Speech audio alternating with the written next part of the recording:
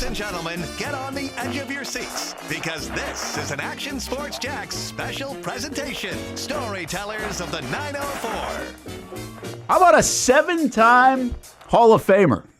Should we list them all? Florida A&M, Raines, State Florida Track and Field, Florida Sports Hall of Fame, all-time Black College Football Team, Black College Football Hall of Fame, Minnesota Vikings NFL Man of the Year, 25th and 40th anniversary teams as well. Okay, that's enough. He gave me the resume That's right there. enough. It says it on his own website. Jeez.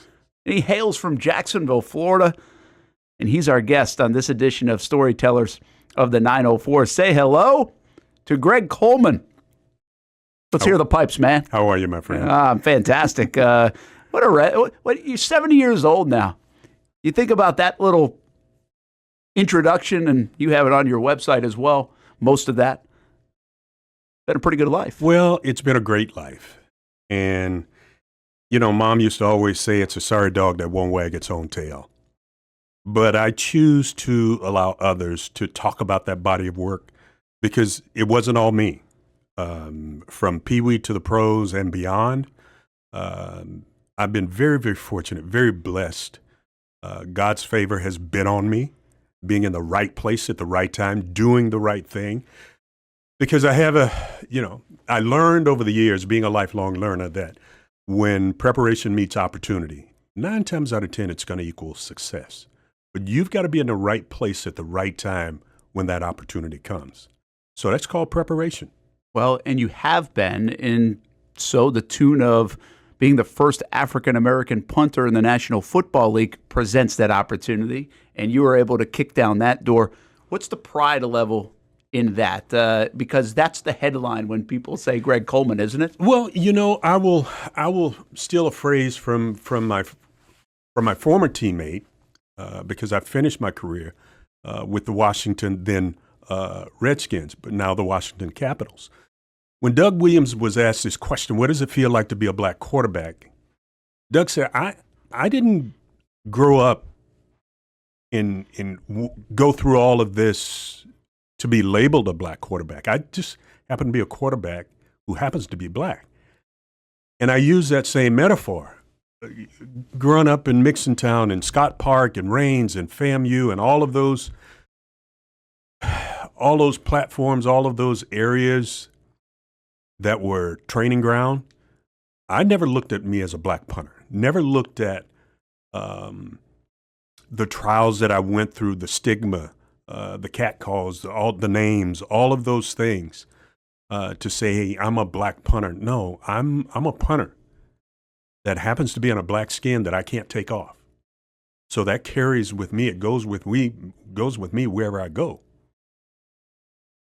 To listen and to look at other young punters who came behind me, never really realizing how important that was. But if you stop and think about the black quarterback, I mean, my high school teammate, my childhood friend growing up, Don Gaffney, was the first black quarterback at the University of Florida. Terry LeCount, teammate, second black quarterback at the University of Florida. Neither one of those went to University of Florida saying that I'm the first black quarterback. They went to say, hey, I'm a quarterback from Jacksonville, Raines High School, Northside, who happens to be playing for the Florida Gators. This skin that we're in, we cannot unzip and take off. So all of the things and mindsets and attitudes towards whether it's black quarterbacks or black punters, black kickers, we had to shoulder that. And was it always pretty? Oh, heck no. And I'm sure Don would tell you that. There were some times, part of my journey, that was not pretty. Sometimes I tell kids, I kept my helmet on, hoping that most people thought I was a dark-skinned white boy, okay? Because you got tired of it. You know, you got tired of hearing it, but in the words of, was it Branch Ritchie that told Jackie Robinson, you can't react? Because it brings more of a stigmatism to the position if you respond. The way that you can beat it is perform. Kick the hell out of the ball. As Pop Kittles would say from from FAMU, kick it to the right and kick it to the left. He said, if you do it on a consistent basis, he said, baby, they'll find a place for you at the next level. And I was dumb enough to believe it. Well, they certainly I'm going did. to tell you, we were at practice one day, and Brett, I'm telling you, I'm hitting them 50, 60, 70 yards right down the middle of the field, kicking them to the return guy. And Pop said, well, baby, why are you kicking it right to him? Pop was a curmudgeon of wisdom, old school. And he said, well, why are you kicking right to him? He said, well, baby, make him work for his supper. He said, you doing all the work. He said, what? He said, can you kick it to the right? I said, yeah, Pop. He said, well, kick it to the right. He said, well, can you kick it to the left? I said, yes. Well, he'll kick it to the left. He said, baby, if you make him move and you do it on a consistent basis, I guarantee you they'll find a place for you. And that was my whole mindset. That was my forte in the National Football League, was kicking it to the right, kicking it to the left.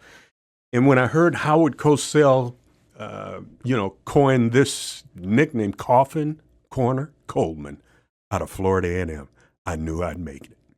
That was it. Coffin Corner. That's where it was born. Yeah. With this guy right here and Greg Coleman. I mean, that is pretty amazing, isn't it? To think it took Pop, obviously your abilities, you said it right, opportunity and the moment. That was good advice. Absolutely. And to lead to a name we all know when it comes to punting. We know what that means. Started with you. Well, I'm very, very, as I look back, I'm very pleased, never satisfied, but very pleased at the body of work.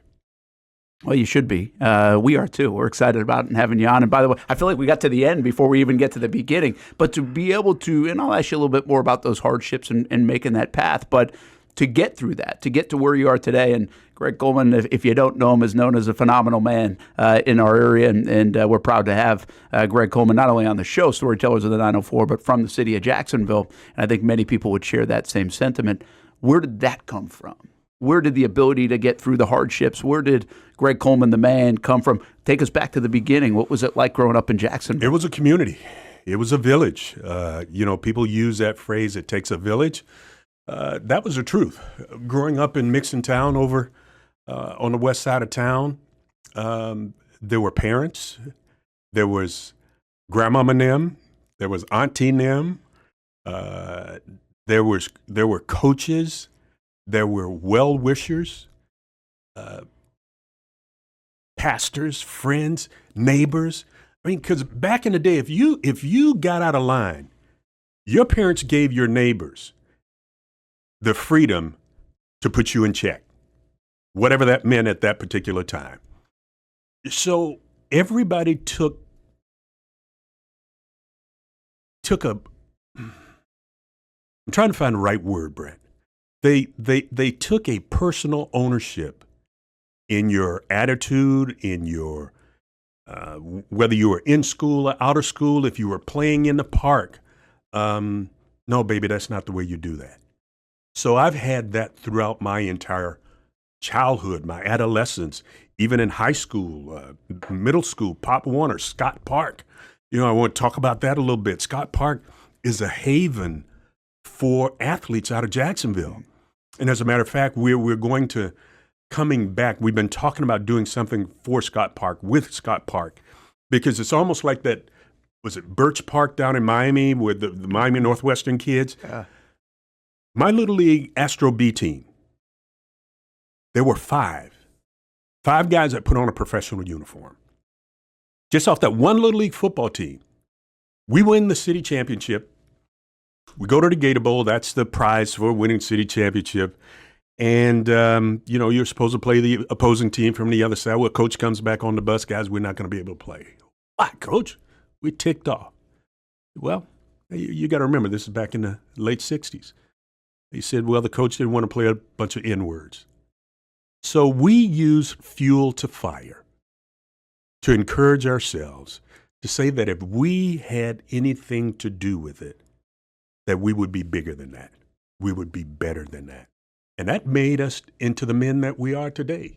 And some of those men off that Little League football team, we're still in relationship. We're still buddies. We still play golf together. Our families get together and all of those things.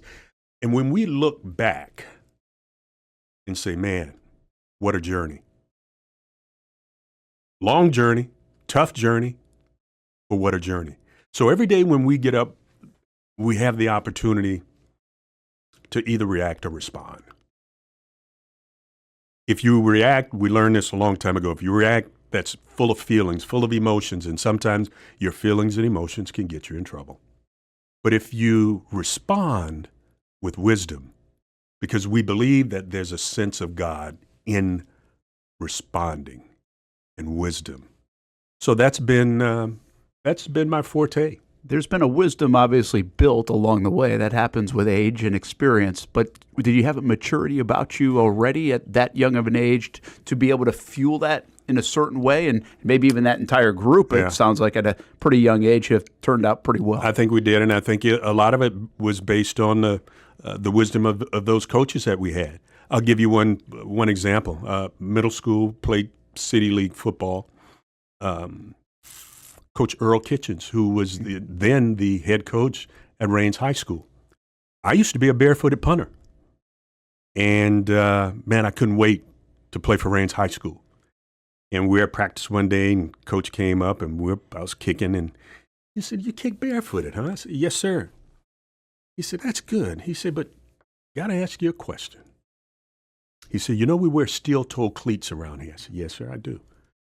He said, "What do you think would happen if somebody would accidentally, not intentionally, but accidentally step on your foot? What do you think would happen?" I said, "Coach, it probably would hurt." He said, "You probably wouldn't be able to help the team either, would you?" "No, sir." Next day I had on a shoe and a sock. That kind of wisdom. Yeah. Didn't put me down for being a barefoot punter, but used the wisdom of a sage to say, think about this. I used to get called a old soul many, many years ago. And sometimes I thought I knew what it meant, but as I've seasoned, I kind of understand what they were saying. When a lot of the crowd went to the left, I went to the right because I understood if I wanted to do some things that I set out to do, that I wanted to do, the goals that I'd set, that I had to be a little bit different. I was different anyway. I was a punter. Who wanted to punt? Everybody wanted to be quarterbacks and receivers. I wanted to punt. I started kicking balls. I started kicking pop cans over the fences. Then I got a football, start kicking them over the electric wires in front of the yard. Then I would kick them over the houses. So when teams, I kick for both teams. So instead of, fourth down, you don't make your fourth down, you throw it out. Well, instead of throwing it out, I would punt. Really? And I got a chance to punt for both teams. You're the automatic punter. Absolutely. So it was a label that stuck with me. I was always in the middle because I can remember a game between the Baltimore Colts, and I can't remember who they were playing, but they were up in Old Memorial Stadium, and it was during the winter, and the field was sloshy, muddy, dirty, cold. Everybody's white uniforms, Johnny U and John Mackey and Tom Matty, Raymond Berry. I remember all those guys. They had dirty uniforms all over every place. Fourth down, but here comes the punter. He walks out on the field with a clean white uniform on. He punts the ball. Everybody in front of him is protecting him to keep his uniform clean. That's how I rationalized it. Wow. And I said, that's what I want to do, and that's what I want to be. That's wild. Because I could see it. I could see it. People talk about, if you can give a kid a glimpse of what's possible, man, the world is his oyster. Yeah. And so at a very young age, that's what I said I wanted to do, and that's what I wanted to be. That is so unique even today. Like, seriously, and you know that, nobody really says that. Yeah.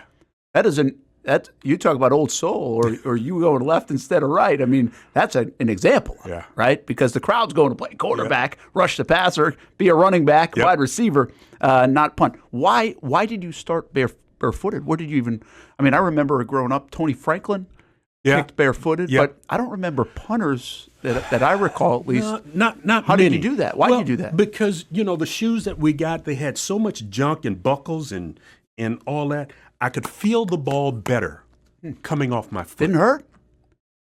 Not enough? As long as I was a punter, I didn't care.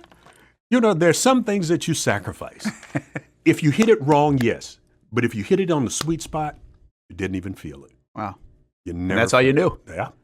When it's time to get a new car for anyone in your family, just remember, nobody but Nimnick, the #1 Buick GMC dealer in Jacksonville. Get the latest price breaks on 2023 and 2024 models or the newest 2025 vehicles in the showroom on Phillips Highway or shop online at nimnickbuickgmc.com 24 hours a day. GMC Sierras, Yukons, and the redesigned Acadias, or get the all-new redesigned line with Buicks. It's nobody but Nimnick, and part of the reason why is this is a first-class buying experience here at Nimnick Buick GMC. You're not just a customer, you're a friend. This is about getting a vehicle that best fits you and getting you on the road, and also helping you and your family down the road.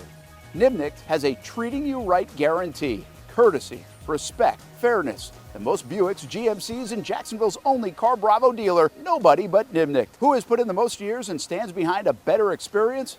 Nobody but Nimnick. GMC. We are professional grade. I've been telling you about CGC Water Treatment and Plumbing for a long time now. Their drinking water systems remove up to 99% of contaminants. We've had a Connecticut water softener and drinking water system in our home for more than 7 years. You can see the difference whether you're washing clothes, the dishes, or what I like to do most, fill this up for some coffee every morning, and mostly all day. Remember, if you're not filtering your water, you are the filter. Don't be the filter.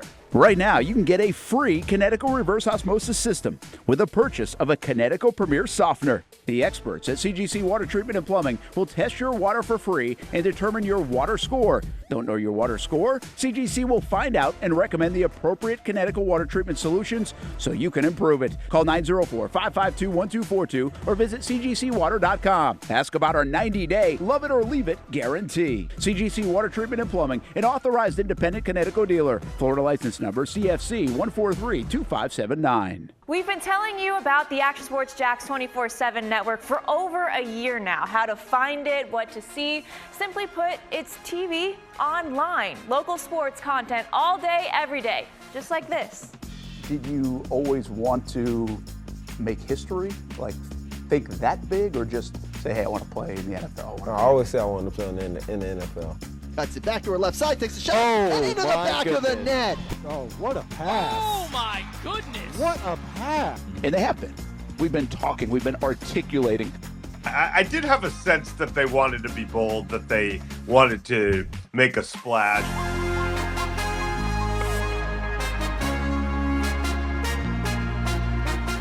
It's content you won't find on TV. Find it on actionsportsjax.com and just sit back and watch local sports all day on the Action Sports Jax 24/7 network. Ladies and gentlemen, get on the edge of your seats because this is an Action Sports Jax special presentation. Storytellers of the 904. Go to west side to north side, end up at Rains. But just one quick question about growing up, because you mentioned all the village. And I wonder, you are growing up in a difficult time in the world, in our country, in Jacksonville. Yep. A far different time than it is right now. Not to say it's always good and easy and simple, but you felt the love. You also kind of were aware of surroundings and reminded of them, it sounds like. Did you feel like you were better off or had it better than maybe you did because of the village, the love?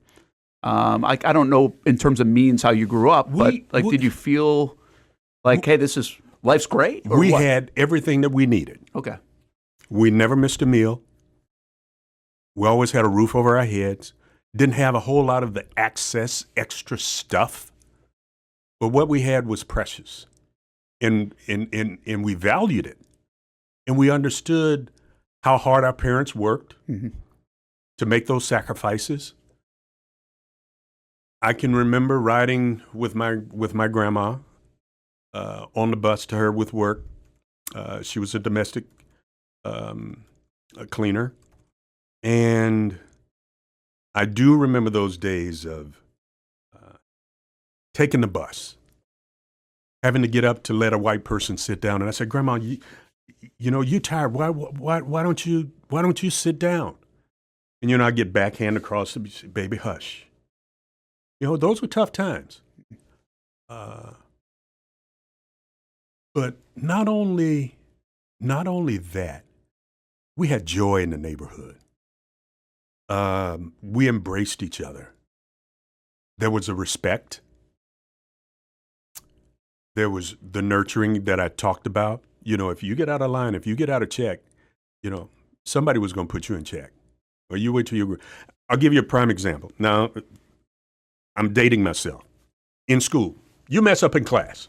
Well, first of all, the teacher would handle you. Yes. Okay. Then she takes you to the principal's office. The principal would handle you.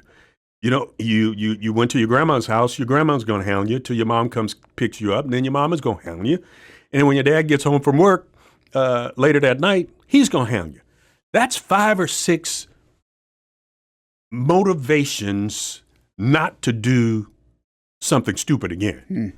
So we had those constant reminders. Yeah. Do you want me to call your dad? No. It got handled. Because I know before it got to dad, it was going to go grandma, no, teacher, principal, grandma, mom, and sometime auntie, and maybe a neighbor. Those were reinforcements of love. We didn't look at it as abuse. There was that you know, this is going to hurt me more than it hurts you. Okay, right. Yeah. We think about some of those things. We laugh now with my kids and my grandkids, but it was an amazing upbringing. In spite of, I was going to say that's a pretty cool thing to say in that climate, right? yeah. Oh, without question. We as kids didn't have issues. Yeah. Edison Avenue was the marker. We lived on the left side with was it Draper's Poultry, and there was a slaughterhouse in that up on Forest Street. But if you went across Edison Avenue, Stockton Avenue side, man, the houses were huge. They had plum trees and all of that stuff. Well, every now and then we used to sneak across and take some plums that didn't grow up in our yard. Yeah. There was a group of young men over that side who confronted us. Well, we resolved it. I said, okay, if y'all beat us in baseball, we don't come get no more plums. Y'all beat us, you come get many plums as you want. And you had 2 cultures from different sides of the track that came together, that played baseball, that played football against each other, didn't have issues. We knew, you know, what was going on in the backyard with Papa and Mama and them. But when we came together, there was a humanity. And that's the beauty of sports. Sports brought us together. Sports taught us respect. Sports taught us, because there were some hell of a ball players on that side of the track too. Oh, yeah. And they knew that we had a few. So I think all of those life lessons during that part of the journey, Brett, was so meaningful, that served me well. Yeah. Seems like it did. You were a good athlete other than a good punter? Were you a good baseball player, good other sports? Baseball was my best sport. Yeah. I was a catcher. And why did I catch? Well, saw this guy. He had all Certainly don't keep the uniform clean like the punter. No, but he had all of the equipment. He had a face mask. He had shin pads and all that stuff. Oh, he was protected, a chest guard. Who wouldn't want to be protected out there with a baseball? But I learned to love that position.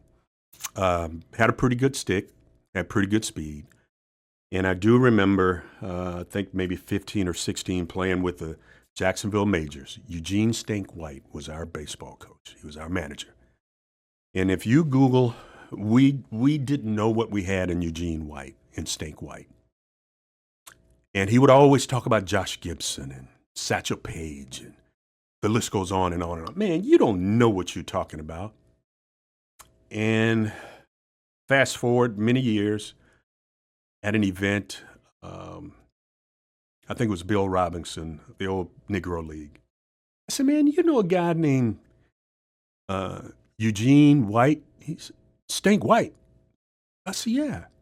He said, Stink White? I said, yeah, Stink White was my baseball coach down in Jacksonville. Man, Stink White was the most versatile player in the majors. He said he played every position. instinct coached until he was 65 or 70 years old, still throwing BP, still getting up and switch hitting right and left.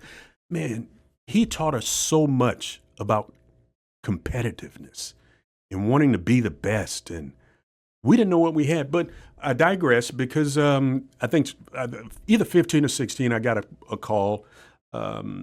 Somebody from Cincinnati wanted, hey, man, I'm not interested in leaving and going to minor leagues. I want to go to school, want to go to college, get my degree. Well, we can get all of that, but and we don't have to rush you because we already got a guy by the name of Johnny Bench. He's going to be there for a few years, so you don't have to rush it. But I wanted to play football. So wait a minute. You really got that call from Cincinnati?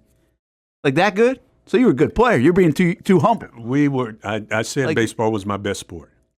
I was a catcher. Had a big stick. How about that? Had a big stick. Now that part ran in the family. Obviously, cousin Vince Coleman. Yeah, he had some skills too because he came behind me as a punter at Reigns and FAMU. Broke all of my records at Reigns. Broke all of my records at FAMU. Hell, the only thing that he didn't break were my records in track and field in the hurdles. Vince was an amazing athlete and wrote his own journey, wrote his own script, stealing bases. People say, who's faster, you or Vince? Well, Mr. Miyagi said I didn't teach Grasshopper everything. Do you regret? You don't seem like a man that lives in regret.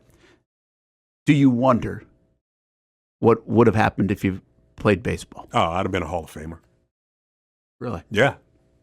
I have to believe that.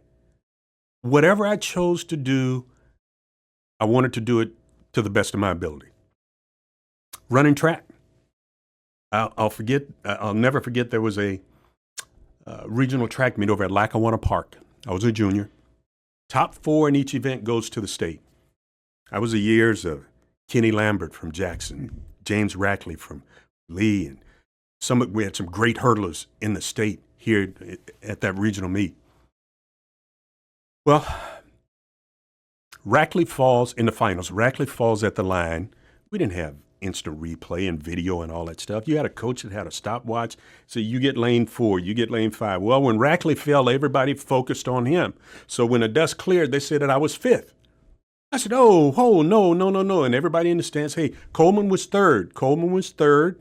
And I called Coach Day. I said, Coach Day, you need to go get this straight. I'm in high school now, my junior year. Coach, you need to go get this straight. Coach Day looked at me, cool as the other side of the pillow. And I'm not going to do anything. He said, because you're good enough to be first.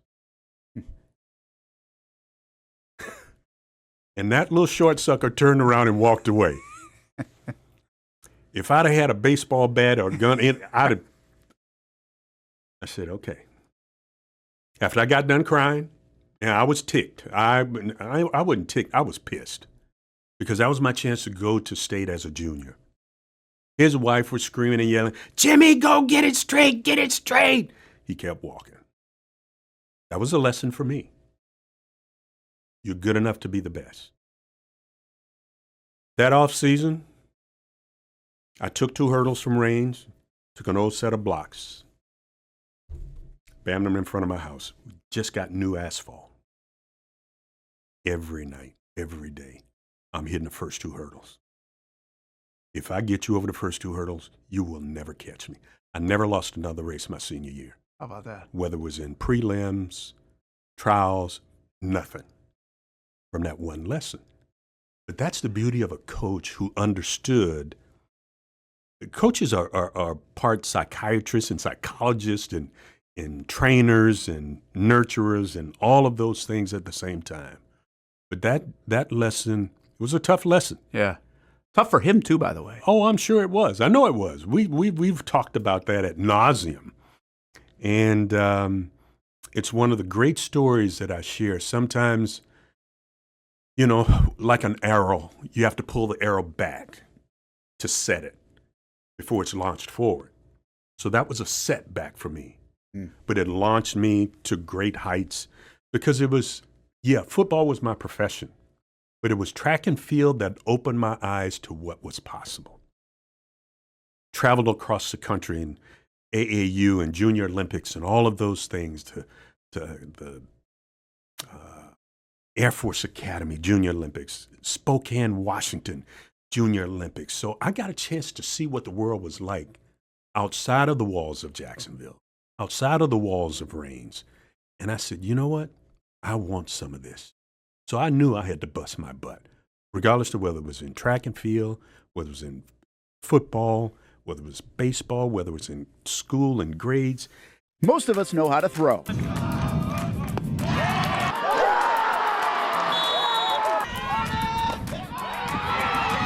But you need to know what to throw. I'm not talking about footballs, baseballs, softballs. We're talking about those items you need to recycle. Republic Services explains it easy. Recycling simplified. 1. Know what to throw. When in doubt, throw it out. 2. Empty, clean, and dry those materials. It takes an extra minute, but it makes a big difference. And 3. Don't bag it. This makes the recycling process faster and more efficient. This is a look at the Republic Services North Florida Recycling Center. You can make this process even more efficient.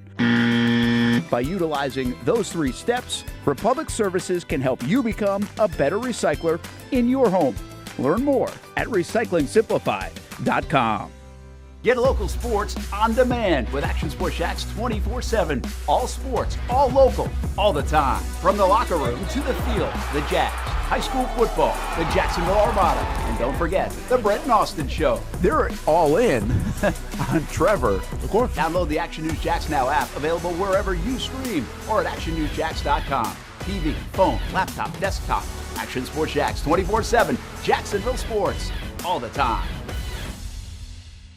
When it's time to get a new car for anyone in your family, just remember, nobody but Nimnick, the #1 Buick GMC dealer in Jacksonville. Get the latest price breaks on 2023 and 2024 models or the newest 2025 vehicles in the showroom on Phillips Highway or shop online at nimnickbuickgmc.com 24 hours a day. GMC Sierras, Yukons, and the redesigned Acadias, or get the all-new redesigned line with Buicks. It's nobody but Nimnick, and part of the reason why is this is a first-class buying experience here at Nimnick Buick GMC. You're not just a customer, you're a friend. This is about getting a vehicle that best fits you and getting you on the road, and also helping you and your family down the road. Nimnick has a treating you right guarantee, courtesy, respect, fairness, and most Buicks, GMCs, and Jacksonville's only Car Bravo dealer, nobody but Nimnick. Who has put in the most years and stands behind a better experience? Nobody but Nimnick. GMC. We are professional grade.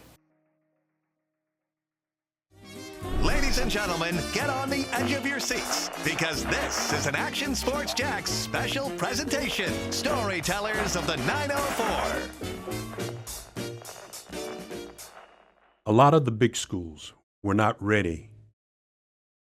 Let's put it this way. Head coaches that say, Greg, we're just getting ready to have our alumni accept the fact that we're going to have a black quarterback.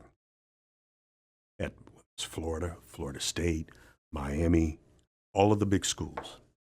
I don't think we're ready for a black punter and a black kicker.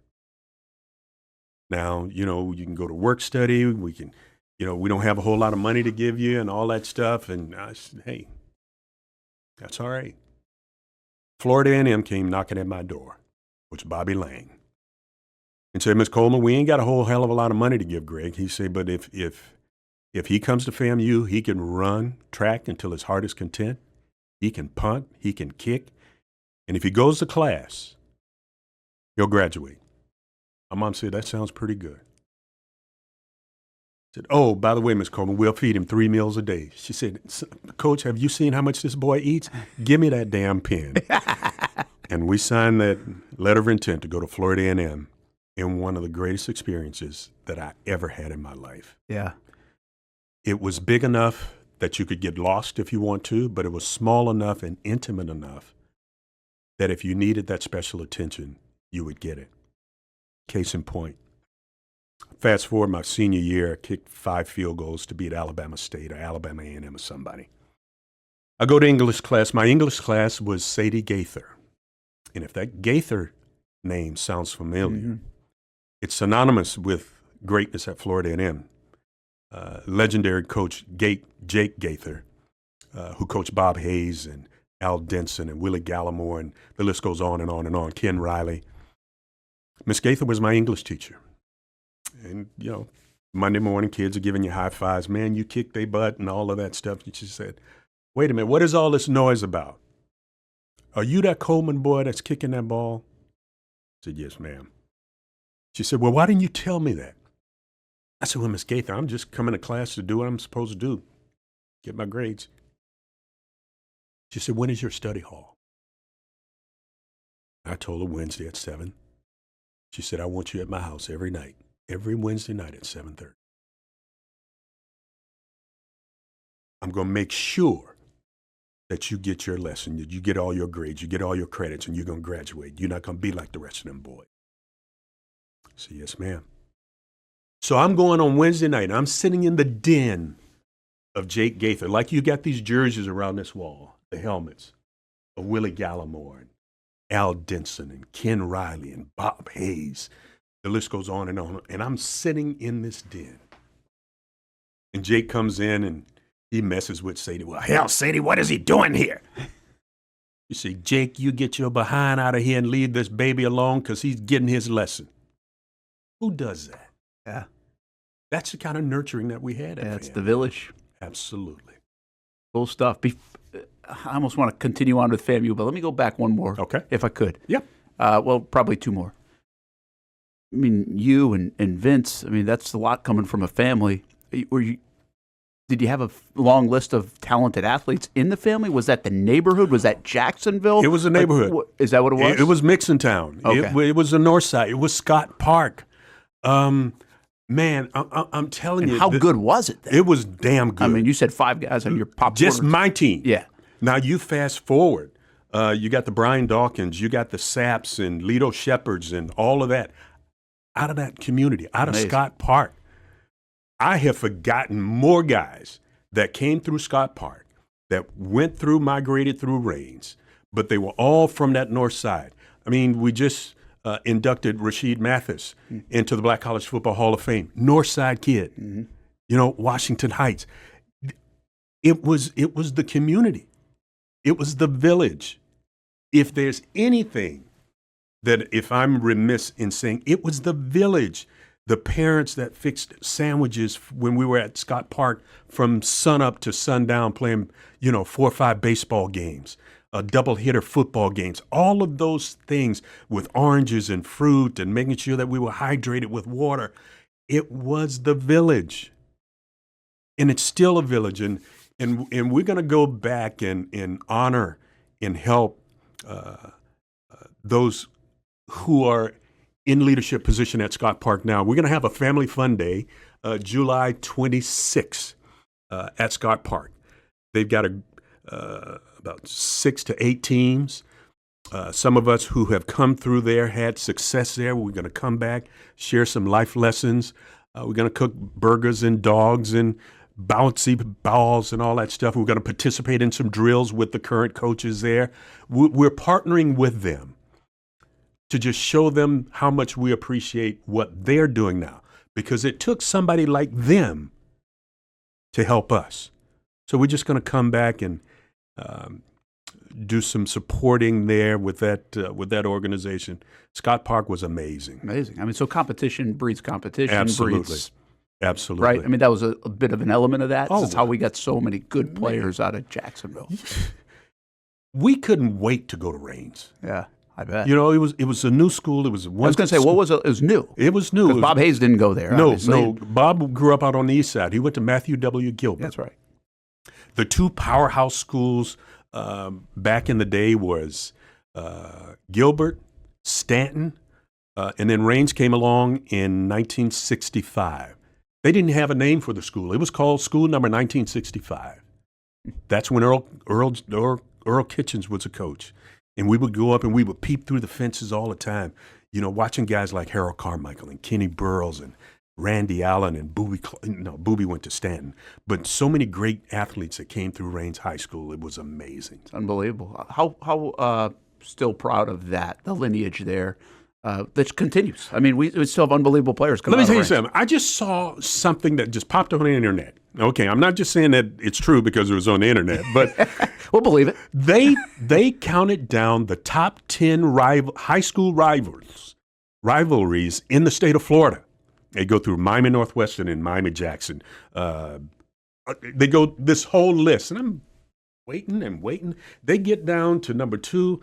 I don't hear anything, and then they say the number 1 high school rivalry in the state of Florida is Raines and Ribault. Oh, how about that? Community. Mile away. Which is great. Absolutely. It still is. That day is amazing. Oh, man. If you haven't been, and I always tell every year, I say, hey, if you haven't been, get there. Yes. On a Saturday afternoon for the pageantry of that and what it means to everybody on the north side. For us, it was Scott Park. You know, that's if you wanted to find us, that's where we were. So I'll go back to FAMU now. Sure. Jump ahead, because can you give us a sense of, you just named some players in FAMU, but that's a great time to be at FAMU, isn't it? Oh, yeah. And a lot of success. And I mean, maybe it's still a great time to be at FAMU. Absolutely. I'm not trying to say that. I'm just saying the landscape in college sports is so different now than it was then. So it's not like, I'll go to FAMU. No. That's a big deal. I mean, you're following people that you grew up admiring, even in Jacksonville, that are going there. Going there. You know, FAMU is so close to my heart, even now, even with all of the transition and changes that's taking place. But still, it's the highest of 7 hills in Tallahassee. The orange and green. And I tell the guys from Miami, I said, you guys, the FAMU orange and green is a real orange and green. You know, Ray Lewis and I got into a little disagreement about that. But, you know, it's legacy. It's legendary. It's everything that you could imagine that you want to experience in college life, HBCU. To the point that when I left the broadcast in Minnesota, part of the broadcast team, I said, well, what happened? They didn't know I was going to retire. But my wife and I had been talking about, hey, listen, God has given us a great life. And whatever we have left, we're going to do what we choose to do. You know, we're going to nurture these kids, these grandkids, help them wherever we can. And I said I wanted to give back to HBCUs because they gave me so much. Well, I dropped the mic at Minnesota, and a couple of years ago, last year in particular, I went back in the booth, and I did 3 college games, HBCU games, and had a blast. That's awesome. Had a blast.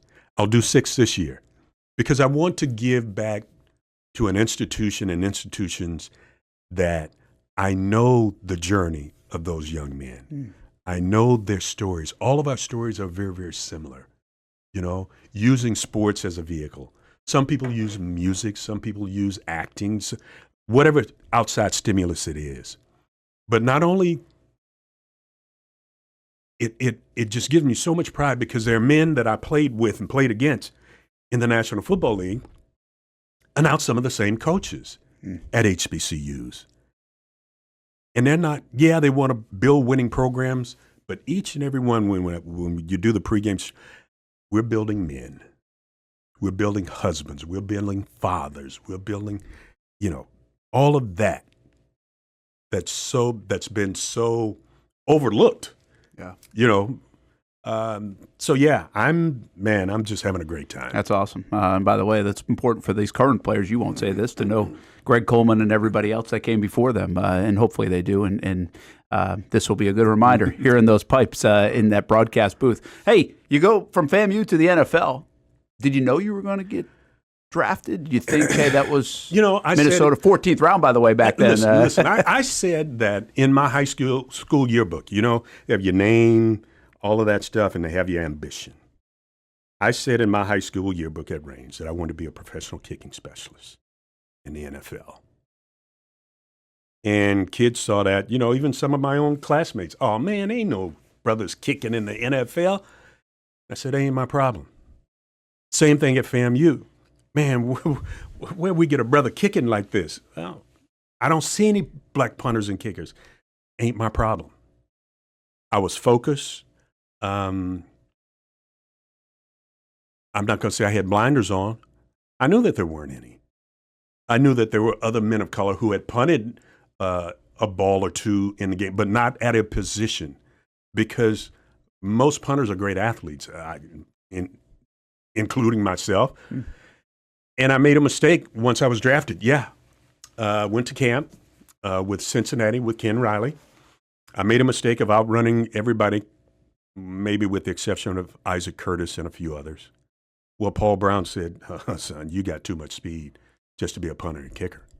I said, well, wait a minute, Coach. I want an opportunity, to punt against Pat McAnally and Dave Lewis and Dave Green, and they drafted Chris Barr in the second round. Hell, I felt that I could outkick Chris Barr, but I never got that opportunity because during practice Coach, I never played wide receiver. Well, just go over there with Chip Myers and those guys and Kenny Anderson. They'll show you what to do. Hell, and because of my speed, hey, man, Coleman, I'll outrun all of the DBs. And at the end of practice, I got a kick. So it was not a fair fight. Yeah. And I can remember Ken Riley coming up because I rode up to training camp with Ken Riley. Ken Riley was my high school teacher, homeroom teacher for 2 off seasons because he would live here in Jacksonville while he was working on his master's. Really? And I had him 2 years in a row, and we used to talk all the time about, tell us stories about the NFL. And sometimes during the summer, Raines was like a NFL training camp. You had Kenny Burroughs, you had Harold Carmichael, you had Boobie Clark, Ken Anderson used to come down, Lamar Parrish used to come down. It was a NFL training camp. So we weren't intimidated by competition. We just needed that opportunity. Long story short, things did not work out in Cincinnati. Came back to Jacksonville, taught school over at Forest High School. Yeah, I don't know if people knew that. But man. What'd you teach? I was a history teacher. I was a criminology major at FAMU, and I had to study enough with history, history, social studies, all that. Love that stuff. But I also told the principal, listen, I'm not going to coach because I don't want to get tied in with the team and the kids because I'm going back. I'm going to give it another shot because I didn't have a fair shot. Well, Jake Gaither had a relationship with a special teams coach up in Cleveland, and he made a call. And he said, I got a boy down here that needs another chance. And Cleveland signed me New Year's to a contract. They go in the drafts a punter in the second round by the name of Tom Skladany out of Ohio State. Well, Skladany did not want to punt in Cleveland, so he held out. I'm in camp, and I'm focused, refocused, recommitted, and I'm hitting it every day. Well, this thing with Skladany and the Browns and his agent and all that stuff, and the Art Modell, the owner, it got kind of nasty. A punter holdout is something now. That's right, in the second round. He wanted to go to Detroit. They just built the Silver Dome. Okay. So he wanted to go to Detroit. And Forrest comes up to me maybe the 5th or 6th preseason game, because you played 6 preseason games back then. Yeah, wow, that's right. He said, hey, can you handle this? I said, Coach, all I need is a chance. I said, okay, you're going to be my punter. And he gave me a shot. And Skladany went on and went to Detroit eventually, and Forrest Gregg gave me a shot. That's how it kind of. That's how it started. But that you was end my up in rookie. Minnesota. Well, because now let me tell you, owners don't forget. They've got minds like elephants. And Modell was a little ticked at Forrest about me and that whole Skladany situation and a few other things. It's a waste of a second-round pick. Yeah. So Forrest got fired, and Sam Rutigliano comes in as a coach. And I said, Coach, why don't you let me go? Because Art Modell goes back in the draft and drafts another kid, Johnny Evans out of North Carolina State, as a quote-unquote punter/quarterback. I said, listen, I know how this is going to go down, so let me go early. No, Greg. And if you listen to Sam Rutigliano, he can talk the wet out of water. I said, Sam, I'm going to trust you, but I know how this is going to go. Hell, I led the preseason. I led the NFL that next preseason. 48.9 yard average. Johnny Evans, 34.2, if I remember, something like that. I wasn't even close. Wasn't his fault. Wasn't his fault. He was a victim of the situation. And I thought I'd made the team because it's a Friday before the opening season of the game, and I get this call. And I said, Greg, Sam wants to see you and bring your playbook. I said, hell, I'm a punter. I ain't got no playbook. I kicked the ball. What is this? This is a Friday before the first season opening of the game. Now, I am 38 hot. And I go in there, and I said, Sam, I told you how this was going to go down. I told you what was going to happen. He said, Greg, it was out of my hands. I said, Sam, it was out of your hands before.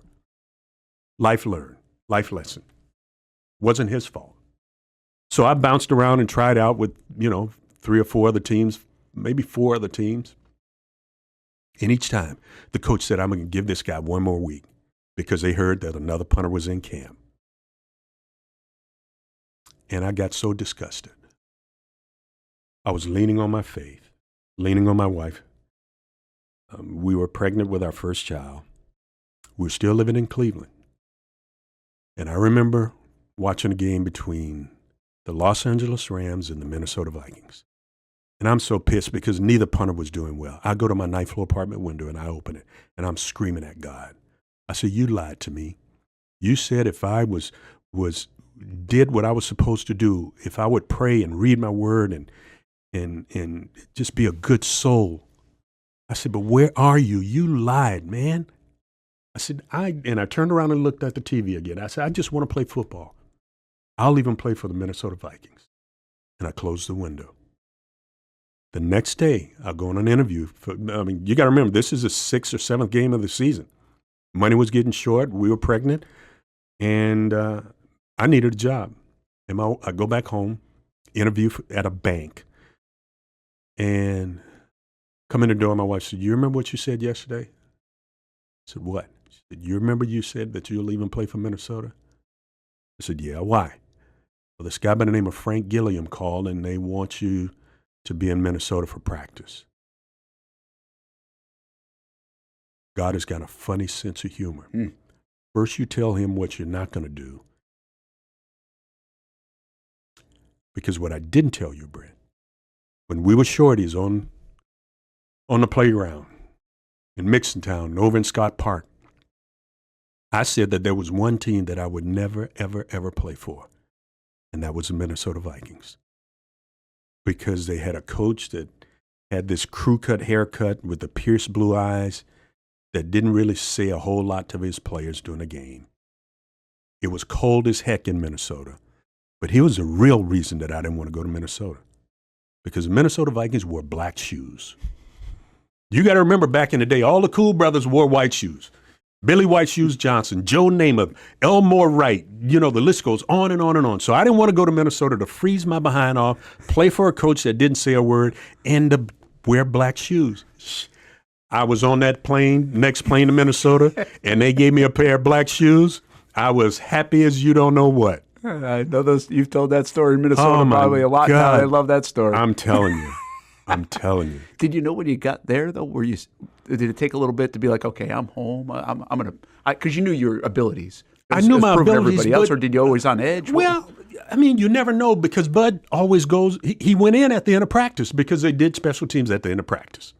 But during practice, we're at Old Memorial State. Bloomington Memorial Stadium. What was it? Where the Twins played. Metropolitan Stadium. I'm sorry. That's and the offense and defense was down at one end of the field. I was at the other end. So about that Friday afternoon, because they could stash you. You were there for 4 days. And I said, I got to create an opportunity. So I put garbage cans, one on the goal line, one on the 5, and one on the 10. I took 10 balls and walked back to the 50-yard line. And I started dropping them in. I dropped 2 on the goal line, 1 on the 5, and 1 on the 10, 2 on the 10. And by that time, everybody had stopped practice. And Bud comes up to me. He says, can you do that whenever you want to? I said, Coach, all I need is an opportunity. All I need is a chance. He turns around and walks away. I'm saying, oh, here we go again. We come back for practice that Saturday morning for walkthroughs. Oh, I forgot to tell you yesterday. You need to go over to the office and negotiate your contract with Mike Lynn because you're punting against the Packers tomorrow. Wow. It was the 8th game of the season. And against the Packers. Against the Packers. I'm wearing number 8. And it was, did I felt like I belonged? Well, yeah, because during that practice, a couple of guys said, man, boy, you got to have a special touch to do that. Mm. And that was my nickname in Minnesota, Touch Coleman, for the ability to kick the ball to the right and to the left. So that those habits and rituals that I learned at FAMU with Pop Kittles, they served me well for 12 years in the National Football League. Yeah, and what a career it was. And somehow everybody can read about the career. It's all the backstory that we're so interested in with Greg Coleman here on Storytellers in the 904. But there's something you kind of referenced, I think. So I'm going to ask the question in two different parts, I guess. You're a black punter, but it's not the cool thing to do. So your buddies sound like what are you doing, man? You could be baseball and be a catcher. You can outrun everybody. Like, what you're disrespecting us by punting. Like you're not using your athletic. Was there an element of that? No. I made punting cool. Okay. They thought it was cool. That's my point. Absolutely. You made it cool for everybody, but let me tell you something. I'll give one anecdote to that first game that I played against the Packers. We're up by 2 or something like that. Had a pretty good game. High 40s average. Last punt, Bud walks over, Mosey's over. Hey, let's make sure we don't get this one blocked. Now, he hadn't said nothing to me the whole damn game. Excuse my French. Pastor, forgive me, but he hadn't said a thing to me. So what do you think I'm focused on? Now you're thinking about it. Okay, so I peep up, and I look, and I see Fred McNeil, who's my right tackle, misses his block. Guy gives an arm over, and I'm extending here. I can't remember what his number was, but he had a green jersey. Don't get it blocked. So I pull it down. It's 4th and 11. I pull it down, and I take off around the right sideline. I'm humping towards that first down marker. So, yeah, last play of the game. I'm going to win this one for Minnesota. All kind of crap goes through your head. It's a long 11-yard run. I stretch out. Hey, yeah, because we got Fran Tarkenton, Chuck Foreman, Ahmad Rashad, Sammy White, all that offensive power. 4th and 11. And I think I'm going to get the 4th down. But that's why I believed in my ability. They stretch it out, and I come up about this much short. The old grass and dirt all in your face, and I'm trying to clean my face out. Who's the first person that greets me? Captain Jim Marshall. Oh. I thought Carl Eller. Matt Blair. All those defensive Hall of stars. Famers, by the way. Said, Touch, don't worry about it. We got you. We got you. We ain't seen nobody around here with the gonads to run on 4th. We got you, brother. That was to make it cool. And we won it. I've been telling you about CGC Water Treatment and Plumbing for a long time now. Their drinking water systems remove up to 99% of contaminants. We've had a Connecticut water softener and drinking water system in our home for more than 7 years. You can see the difference whether you're washing clothes, the dishes, or what I like to do most, fill this up for some coffee every morning, and mostly all day. Remember, if you're not filtering your water, you are the filter. Don't be the filter. Right now, you can get a free Connecticut reverse osmosis system with a purchase of a Connecticut Premier Softener. The experts at CGC Water Treatment and Plumbing will test your water for free and determine your water score. Don't know your water score? CGC will find out and recommend the appropriate Connecticut water treatment solutions so you can improve it. Call 904-552-1242 or visit cgcwater.com. Ask about our 90-day love it or leave it guarantee. CGC Water Treatment and Plumbing, an authorized independent Connecticut dealer. Florida license number CFC 1432579. When you think sports, you think Action Sports Jacks, the official station of the Jaguars, on location for every game. But the most experienced team in town doesn't stop there. From high school football to the big events in the area, Action Sports Jacks is always on. Now, we take that to a new level. Action Sports Jacks 24/7 is around-the-clock coverage of the teams you love and the moments you can't miss. The best local sports in Jacksonville. on Action Sports Jacks 24/7. Most of us know how to throw.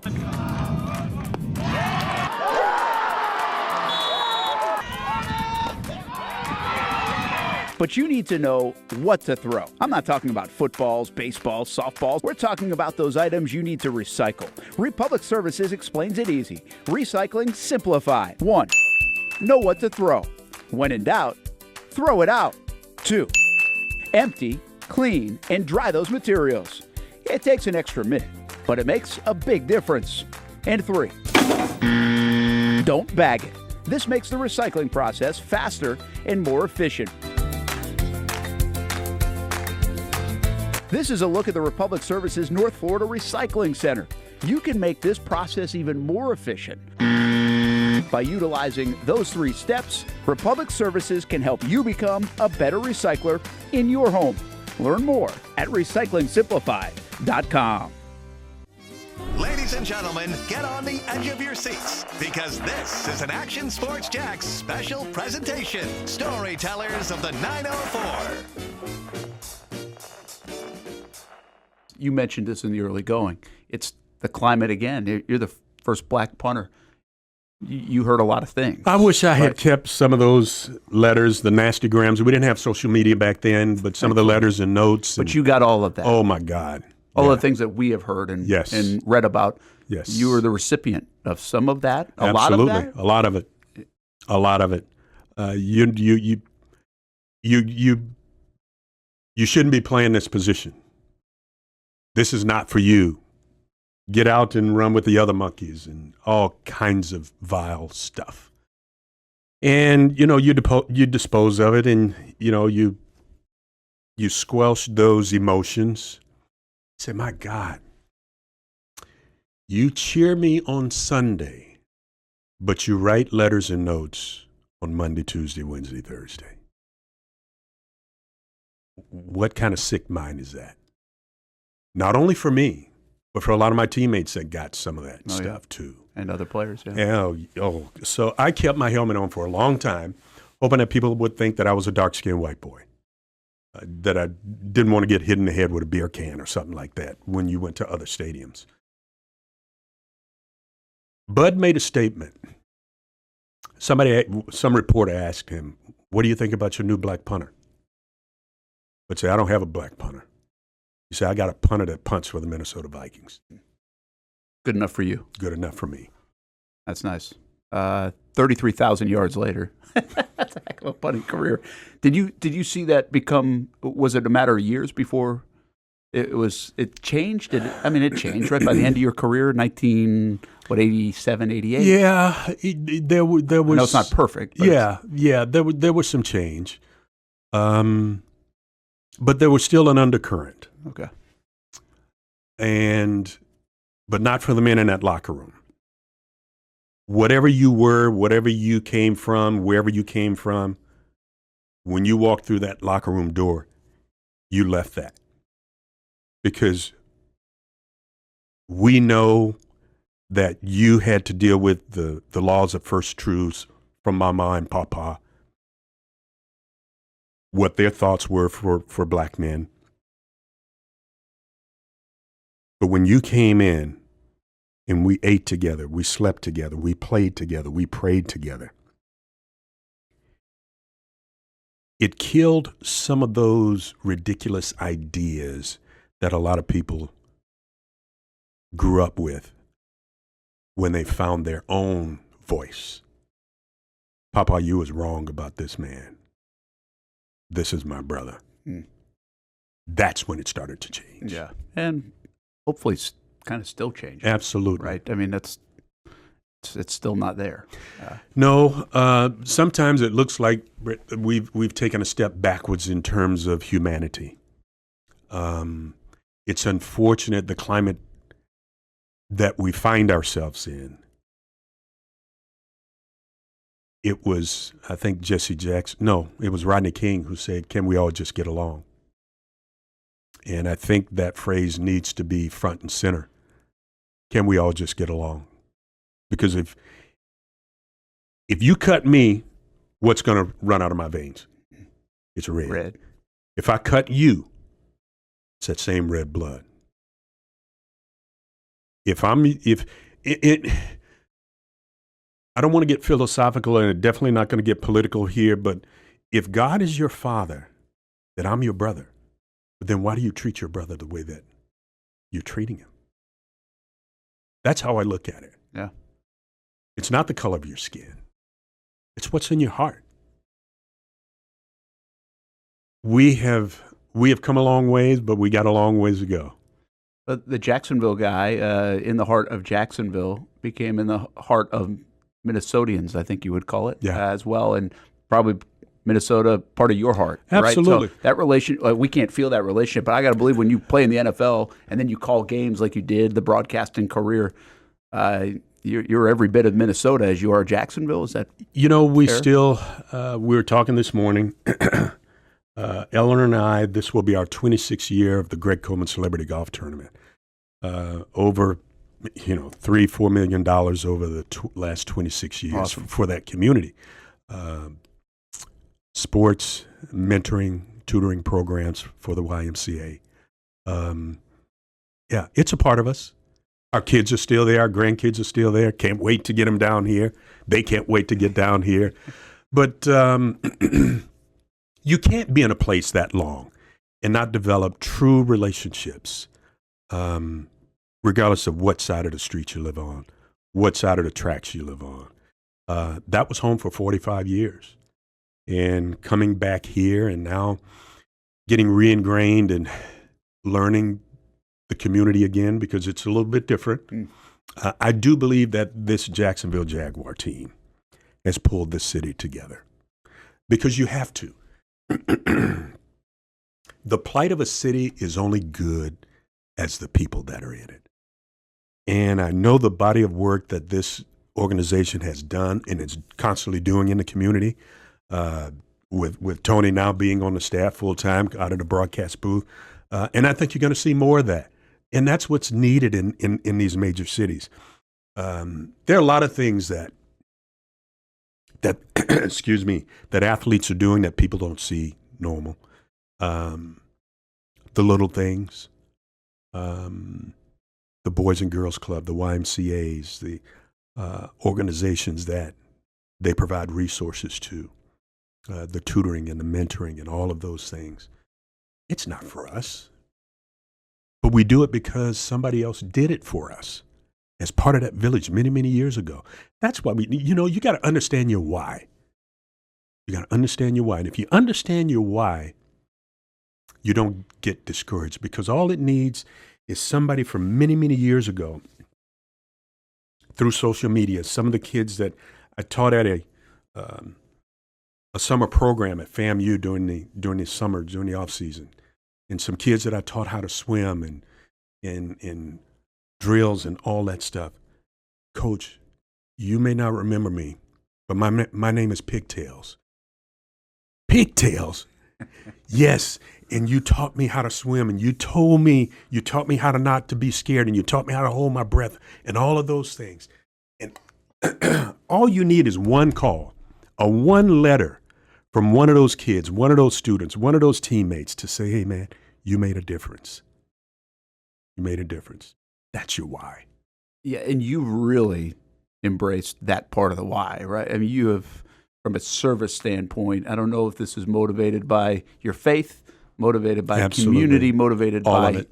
everything that you received. But, I mean, I love the fact you were a criminal investigator for a little bit. You obviously do some preaching and speaking, write a book as well. I mean, you said all of it, but when did it hit you that, hey, I knew my life was to be a beacon of hope many, many years ago.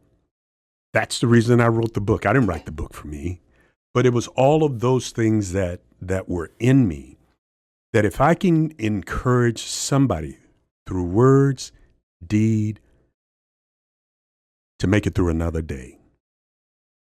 I had a segment on our broadcast called the Pregame Preach.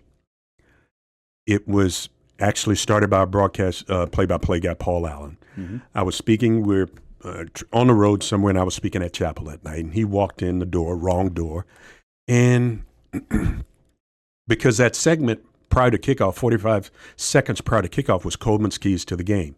I was the last thing before the boom. Well, he walked in and he heard me speaking that night. He said, "We're going down to Greg Coleman for the keys to the game." He said, "No, we're going down for the pregame preach. I heard him preaching last night, man. Go ahead." And so for the last 20 plus years, 45 seconds before each Vikings kickoff on the radio broadcast was Greg Coleman in the pregame preach. And over the years, it had its own following. It was either something that God dropped in my spirit, we had talked the night before about in chapel, something that we were going through as a country, and all of those things. But it was the words of faith and hope that, not for the players, because the players would line up for kickoff, but it was for the masses. So I would say that I had the largest congregation in Minnesota. The only thing I needed to do was take have an altar call and take an offering. Yeah. But it grew They all wear because purple. Yeah, and it grew in some of the things that you heard from people, the notes, because of social media now. You could get those bits of nuggets that, man, I was thinking about doing something stupid the night before, but it was your words before the kickoff. I was ready to walk away from my family, but it was because of the pregame preach. All of those things. That's what makes all of this so worthwhile.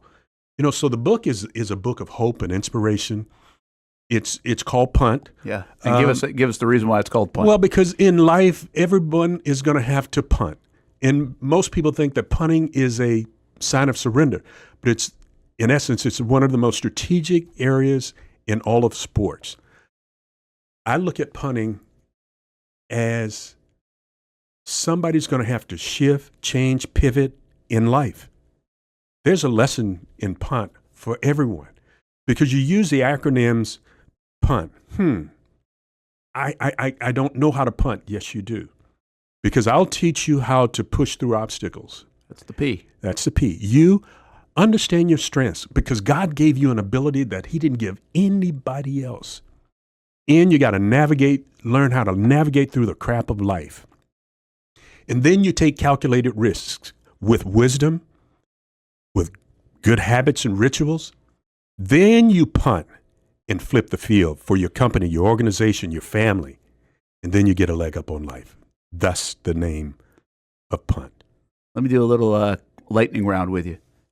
Did you have to work on flexibility as a putter, or were you always flexible? Because I saw a picture just before this of a couple years ago, and you still got that flexibility. I guess it doesn't go away. Well, I think it's supposed to go away as you get older, but it's habits. It's habits and rituals, and that was done to, again, be an example of what's possible. All things are possible for those who believe. That's scriptural. And if you understand the principle, whether you're a saint or sinner, it still holds true. And it's the habits that we practice in life that's going to, will be the backbone of your existence, of who you are in the body of work. But running hurdles, always, those habits of, still ice down a little bit. My wife used to tell me, she said, because I get so close on the sideline sometimes, she said, she would text me, "Get your old behind out of the way. You're not playing. You're going to get run over." In 24 years on the sideline, I've never gotten hit. Wow. Because I always keep my head on a swivel. You always watch the ball. Watch the ball, even when it goes way and up. It goes up. The hip, knees, like after you punt, you 820 times in the NFL, which means you probably punted 20,000 times in your life. What aches the most? Well, I know you have a sciatica thing, but is that that was first? That was the first major issue that I had. Wow. I was very, very fortunate, very blessed, never had any major injuries. I tore an adductor once, missed one game out of 12 years. Damn it. And I have to pause when I say this, even being 70 years old now. And I don't know when I got to be 70 because I was just 36 years old a few minutes ago. but I think 50 is the new 70. Yeah, I don't hope feel so. it. I don't feel it. I don't feel it at all. But every now and then, this sciatica will flare up, and you do what you need to do. I'm got a great chiropractor and taking some therapy and doing what I need to do because I'm still swinging the golf club. Yeah. Still getting up, getting my 4.5 miles in every day. Because hey man, I got to be. I'm chasing grandkids. They're all going to be down in next week, and can't wait to chase them and throw them in the pool and all of that stuff, and spoil them and give them everything that they want that their parents don't know that they're going to get. Think about sports, by the way. A lot of things change. Like it seems like they hit the baseball further, you throw the ball further. As a quarterback, you run faster now. Everybody's bigger, faster, strong. 73 yards long. I mean, that's about not too many. That's long. That's still long. You were punting the way people are punting now then. Yeah, which is pretty. Without probably some of the science behind it and everything else. That was outdoors, right? That was at old Metropolitan Stadium. And it was no wind and there was no roll. It was all in the air. Yeah. That's impressive. People, you have to almost footnote that. Oh, my gosh. Right? Asterisk that. You remember certain things. They said, well, what's your greatest memory in all? There are too many. Too many. There are too many. That's why I didn't ask. Yeah, but getting in a fight with Lawrence Taylor was one. It wasn't much of a fight, I talked him out of it. I was going to say, you might have wanted to use that track speed. That's when I figured out, you're a good inspirational speaker because you talked Lawrence Taylor out of whooping your behind in front of 75,000 people in the middle of the field. And I'll say this real quick. It was a PAT. I was a holder, and it was a botch snap. I rolled around. This guy came in, going at my knee, so I grabbed his helmet and threw it in the ground. I thought it was 46, but when he stood up, it was 56. And Lawrence Taylor started on me using some words, told me how intimate he and my mother were, and some other things. And you see, that Rocky music that comes in your head? You see your life flash in front of you? That crap is real. So my life flashes in front, and it stops on a golf tournament that Lawrence and I had participated in during the off season. And it stopped there, and I said, Lawrence, you running to my knees, man. We can't play golf together during the off season. And that startled him. And he looked up and he stopped foaming at the mouth and unballed his fist and said a few other things and told me not to do it again. So that was my cue that, man, you'd be a good inspirational speaker. So. And you're doing that. Yes. And you love that. You have a passion for it. And you just giving people hope. After listening for the last hour. We're just giving people hope, man. I can't, and we'll have to end up probably editing some of this because we could go on for days. Maybe this is a second piece with Greg Coleman because it's a big piece. We'll do it. But I just want to at least acknowledge what you do for the Bob Hayes Invitational to keep Coach Day's memory alive, to keep Bob Hayes' memory and legacy alive. And I know you're not the only one, but you're a big reason why this is where it's at still each and every March. The Bob Hayes Gala, the golf tournament, everything that surrounds it. And I know it's so important, really kind of sums up everything we talked about for the last hour of who Greg Coleman is and where he's from. We've been talking for an hour? Yeah. Damn, you talk too much, man. But, I look at, I can still see in my mind when I ran into Bob Hayes track meet, when I was a Bob Hayes champion. And to get that trophy that says Bob Hayes champion. And then Coach Day, my mentor, my tutor, my second father, man, come on back and help me. I would come back and I would announce. He said, no, man, come on back. So when we finally made the decision to retire and leave Minnesota, come back to Jacksonville, he told my wife, you guys got this. She said, Coach, yeah, man, what are you talking about? You going to be here? No. He said, no, I'm not going to be here. He was prophetic in sharing that with her. In 2 weeks before that Bob Hayes, he decides to take a permanent nap. So this falls to us. And my wife, you think, I run the Bob Hayes? No, she runs the Bob Hayes. She took that with so much passion. We've redesigned. We've got a great board. And my goal is to take the Bob Hayes to the next level, to prepare it. We're looking at a succession plan and all of those things with the partners and everything.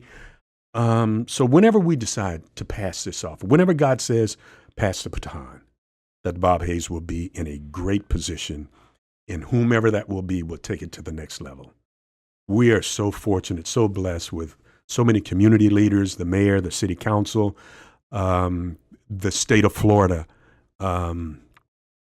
We are just the gatekeepers. Well, I got a wonderful gatekeeper, and Greg Coleman.